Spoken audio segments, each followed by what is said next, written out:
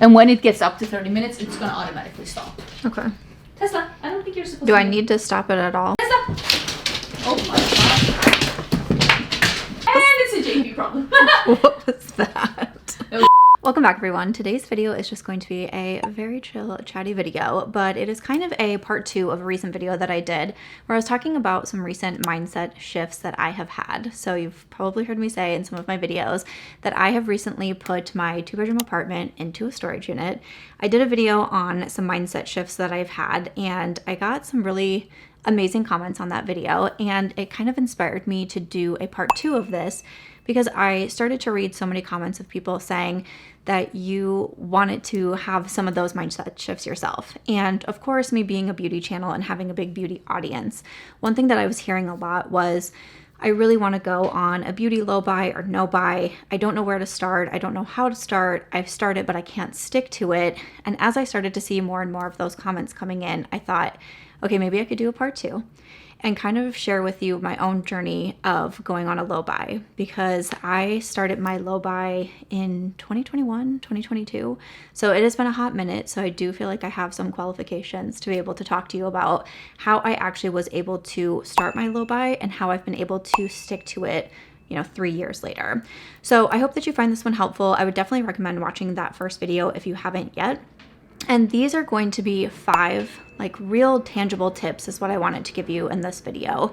Not just kind of more ambiguous things to think about, but actual 5 tangible things that you can start to do if you want to start a low buy or a no buy for the rest of 2025 or as we think about 2026. So the first thing that I'm going to recommend, and if you are someone who has been with me for the past several years, I hope what I'm about to say isn't a surprise to you. I hope that you've heard me talk about it before. If you follow my second channel where I talk about goals, monthly planning, my latest video over there was kind of reflecting on my September goals, planning my October goals in Notion. I talk about books over there, but I hope you have heard me say this before because it is something that I think is so important, and I think that it is something that can be easily looked over. But the number 1 tip that I'm going to give you is to watch what you consume. So again, referencing my second channel, the very first video that I did over there, when I knew that I wanted to launch another channel separate from beauty and talk more about inspired living and that sort of thing, the first video that I did was how I actually changed my life. And I gave 1 tip in there. And that was what I started to watch, what I was consuming. And I mean that in a variety of different ways. I started to pay more attention to, of course, the YouTube videos that I was watching. I started to pay more attention to TV that I was watching. I started to pay more attention to podcasts that I was listening to, and even conversations that I was having with those around me. I started to be more mindful of what I was consuming on a daily basis. When I started to switch what I was consuming, and instead of, because I knew I wanted to make a change, right? This video, we're focusing more on low buy, no buy. But at this point in my life, I knew I wanted to make a change with my career. I knew I wanted to start a business. And I knew that I was most likely on the path of getting a divorce and moving. So what do I do? How do I make that change in my life? And so when I started to instead listen to podcasts on, financial tips on starting a business, when I started to listen to podcasts from female founders, when I started to change the YouTube videos that I was watching from just beauty and shopping hauls and new makeup, and I started to watch more on morning routines, the life of a founder, different things like that, I could slowly start to see my own life changing, because in a way, you are what you consume. That includes your feed, that includes your podcast, that includes your books, that includes the conversations that you have with those around you. When it comes to beauty, if you're constantly watching new at Sephora videos, PR unboxing, TikToks of people doing hauls, none of these are bad things. These are all things that I do myself, but you're naturally going to crave those same things. And it's not about judgment, it's just about awareness. So again, I want to be very frank that, probably around the time I am pre-filming, I'm in a different space. If you can tell, I'm using one of my best friend Angie's studio right now because she's here in the room with me. But I have started my world tour basically. I have left my hometown of Las Vegas with no return ticket in sight. So I am visiting a few different states, and then I'm heading over mostly to Asia for the next few weeks. So I don't know exactly the order of my videos because I pre-filmed before I left Las Vegas. I'm filming while I'm here in Austin, Texas. But probably one of my most recent videos that you saw me do was like my Sephora recommendations because the Sephora sale is coming up. And I asked on my Instagram stories recently, I'm pre-filming, what videos do you want to see from me? And I still get a lot of people saying that you wanted to see Sephora recommendations, but also a lot of people saying, I want to see Sephora recommendations with this new mindset that you have. How do you be more intentional with your Sephora shopping during a sale? And so that was what I really tried to focus on for the Sephora video. So I'm trying my best with this beauty channel to balance the low buy that I've been on for the last few years, the not having a traditional home base at this moment, having all of my makeup collection in a storage unit that I'm not at every single day, with also beauty videos and how we combine them and how we can talk about mindset. So that's again why when I started seeing so many comments of, I want to start and stick to a low buy, I thought, let's do this video. So I want to be very aware that there's also nothing wrong with, if you really want to watch a beauty video, a shopping haul, there's also nothing wrong with having balance. Start by curating your feed. So you can mute accounts if you're someone who doesn't want to like unfollow people, that sort of thing. If there's something that you just need to mute right now while you're working through something, that is totally okay. One story that I share a lot is, one of my favorite creators from a few years ago was Desi Perkins. And there was a point in time where I was going through fertility treatments. I wasn't able to get pregnant. It was a very challenging time in life. It was very sad. And I'm following Desi Perkins, who had been through her own fertility journey. And then one day she announces that, she is finally pregnant. And I was so happy for her, like so happy. I was crying when she announced it. But also it made me feel some type of way because I wasn't there yet. And that has nothing, I'm not going to comment on Desi's page being like, I can't believe you're sharing this. It's hurting my feelings. Like those are comments that I get as creators of, I share something and people are like, I don't want to see that. Then you have the option to unfollow or to even mute someone if their content isn't serving you at that time or it's upsetting you. Again, I remember when my dog Aries had cancer and I was talking about it, I had several people say like, I couldn't watch your stuff for a while because it made me too sad because I lost my dog or I just don't even want to think about something like that. And that totally makes sense. You are what you consume. We can't expect creators to make the content that is individual to you. That is not fair. We are just one person talking about whatever it is that we're talking about at that moment. So you have the option to consume what you consume. So that's one of the most important things. Personal responsibility? It couldn't happen. Not me. I blame the moon on everything. And could also be a good time. I remember again starting my second channel and wanting to watch more of those types of videos, the morning routines, even something like clean with me. Like I'm always someone who's been on this journey of like, I'm going to be like a really clean and organized person. I know that when I watch more of those videos, it puts me in that mindset. So it gave me a really good chance to find new creators to watch, new videos to consume, and now I really gravitate towards a lot of those videos, and I think it's really helped me stick with my low buy. I think this is one of the biggest things that have helped me stick with my low buy over the last 3 years, is starting to cut down on some of that content.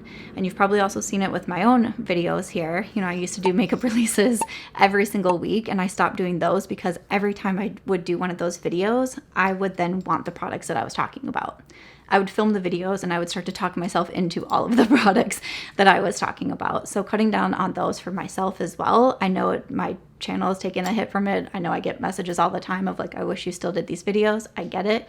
But personal responsibility can be a thing. And that is something that I noticed was not serving me when it came to trying to stick with my low buy goals. And then not only are you going to watch what you consume, but once again, I hope you've heard me talk about this, but the second thing is I want you to track what you consume. I am so big on tracking anything and everything that you can. The more data that we collect, the easier that it is to see our focus, right? So awareness starts with tracking. And sometimes we set really big, vague goals that are a little bit too ambiguous, like I want to save money, or I want to consume less. Even saying something like, I want to go on a low buy. What does that actually mean?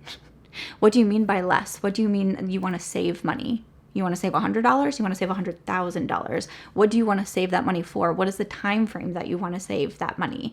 So even something like going on a low buy, like you need to get even more specific when it comes to that. So the tangible thing that I want to say here is even if you just do it for 1 week, make a note of the content that you are consuming. And I want you to track everything, because this is the same when I talk to people of like, you want to lose weight or you want to change your diet. So you need to actually track. You can't change anything if you don't know what you're changing. So track everything that you're eating, and that if you just randomly ate 3 M&Ms in the middle of the day, you need to write that down too. It might not seem like a big deal at the time. And maybe when, like, this is one thing that I noticed because these are all things that I did, right? So when I started to track what I was consuming, I started to notice how much time I essentially was wasting on my phone. Because when I started to write down, okay, at 10:03, I started to scroll through TikTok, and I didn't stop until 10:37. Like, that is when I really started to notice, like, oh, a lot of these are really stacking up. So I might think to myself, oh, I just took a few minutes and like watched some TikToks, when it was actually 30, 40 minutes were passing me by.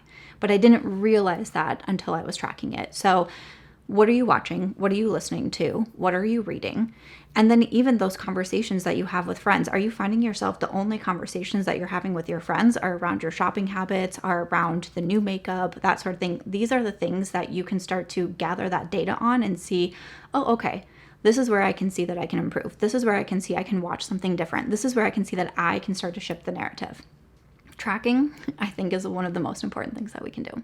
And once you have that data, that's when you can actually start to measure your change. So maybe you'll decide, I want to cut beauty content by 50%, or maybe I want to replace it with something else, like mindset podcasts, finance videos, whatever helps you to shift your focus. Once you have all of that tracked, then that's when you can start to make those specific goals. So the third thing that we're going to do, and tangible thing that we're going to do, is you're going to take inventory. Again, this video, we're focusing on doing a low buy, but one thing that I think is so important and something that really helped me was actually going through my makeup collection and counting it.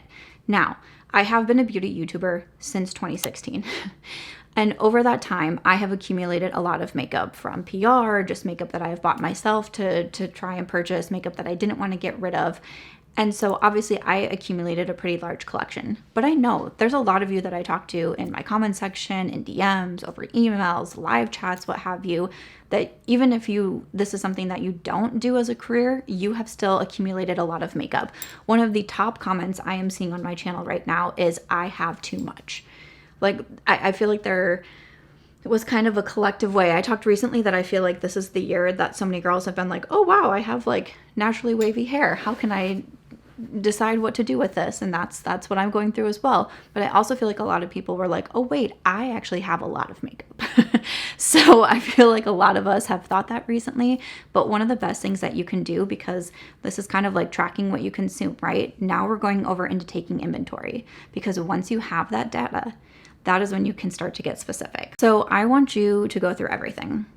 I want you to put everything into a spreadsheet. I want you to write everything down, no matter which way that you are doing this. But do not skip anything. Go into your purse. Go into your old purses in case I always have, whenever I switch my purses, I always find lip liners and eyeliners, usually like a powder or a puff even. I find them scattered around different purses. Check your car. Check your car. You probably if you're like me, you probably have a lip liner in your car. But I want you to track every single piece. Like, I would put it into different categories, primers, foundations, eyeliners, mascaras, like what have you. But I want you to write it all down. So count it all out. And then when you physically see, like for me, when you have 117 eyeshadow palettes, it hits different than just saying, I have a lot of makeup. That was something I used to say for a while. I have a lot of makeup. I have a large makeup collection. But once you actually count everything, and then you say that out loud, like when I did my makeup brush like collection and declutter, and I had over 400 brushes, I was like, oh, like, because in my mind, I was always like, yeah, I have a lot of makeup brushes and I buy a lot of makeup brushes. And then I counted them. And when you see that number in black and white, that should trigger something in your brain. That should be like, oh, okay. Now you have it in black and white, right? It kind of makes that invisible visible. And that's kind of powerful, right? Because from there, you're not just operating from guilt, but like you have actual clarity of your makeup collection, and you can finally make an informed decision about what's enough for you. And again, this is where we can get specific about our goals. The fourth thing that I want you to do, another tangible thing that we're doing, is you're going to declutter while you're taking your makeup inventory. This was something that I did myself as well. But when you're going through and you're counting everything, not only can you be decluttering, but this is also a great time to do like some cleaning. If you have like a vanity or something and you're opening those drawers, take everything out, count them. Get rid of what's expired, get rid of what's old, get rid of that lipstick shade that you never wear. Try to look at your collection with a lens, because again, if you're trying to cut down your collection and you're trying to, go in the low buy direction as well, it's almost like once I made this decision, I had like a different set of glasses on, because then I had that goal within myself, right? So I was like, okay, how can I already start cutting this down? And so doing that while you're also cleaning everything, you're wiping down your drawers, you have lip liner shavings all in your drawer, so you're cleaning those, but then you're decluttering at the same time. And this is also kind of a chance to, maybe it sounds silly, but you're kind of like reconnecting with your makeup collection. This is something that has happened to me when I've tracked my collection in the past, because again, for someone who has a big collection, I was like, oh, there's that blush.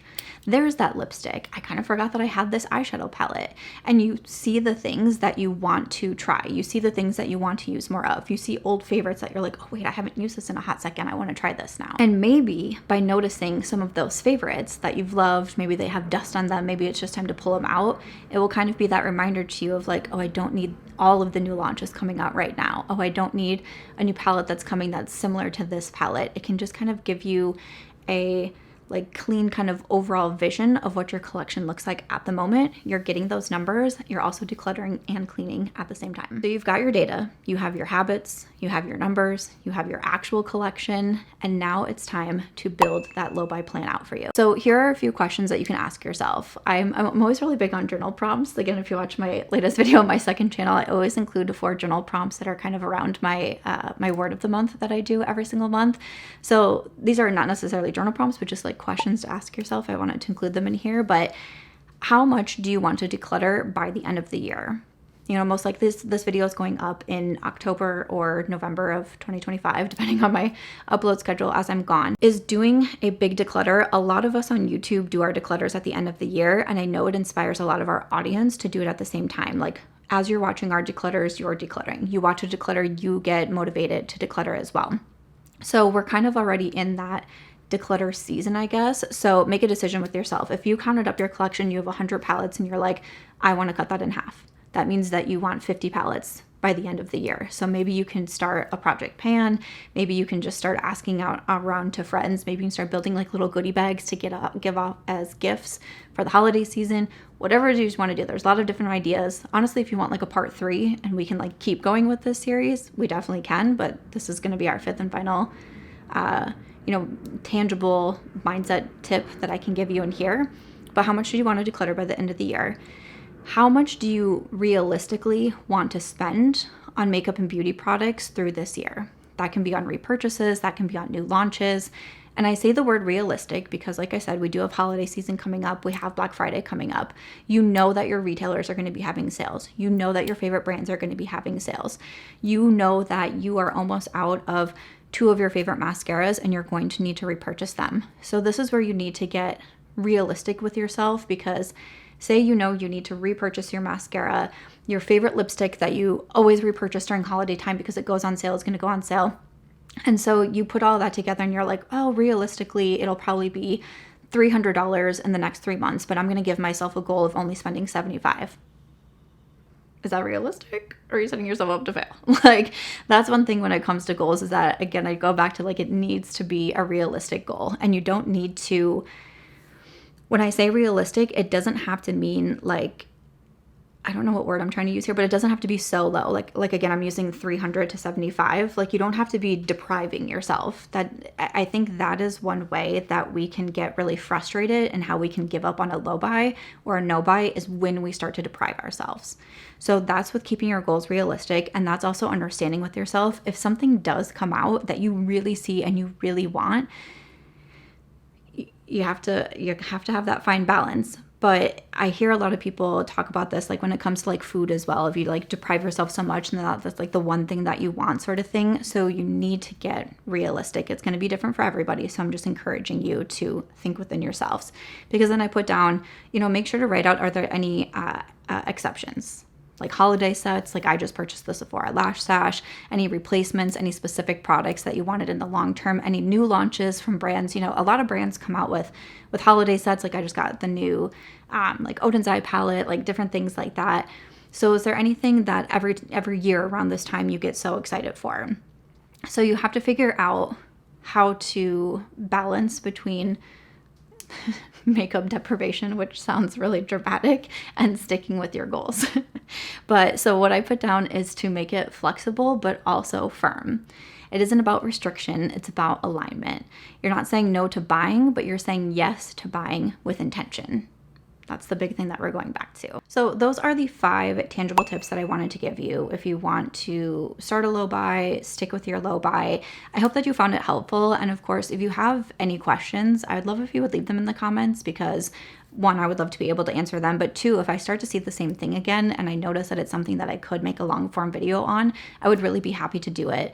Like I said, when I started to see this being one of the most commented things on in that first video, I thought, okay, what can I do? How can I help break it down even more? And I really hope that the tips help, and I really hope that you do them, because they take time. They take motivation to be able to do it. To count, especially if you have a big makeup collection, to count everything takes a very long time. To clean things, to declutter things, to track what you consume, all of it takes time. But if it's something that's really important to you and something that you really want to stick to, then you should learn how to make that time for yourself.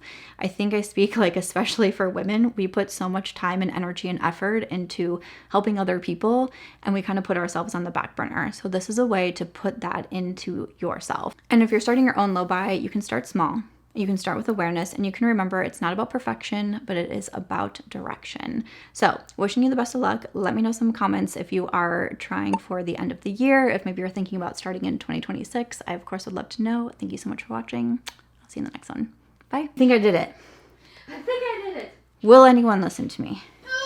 We will see. I don't know. Well, I should do a thumbnail.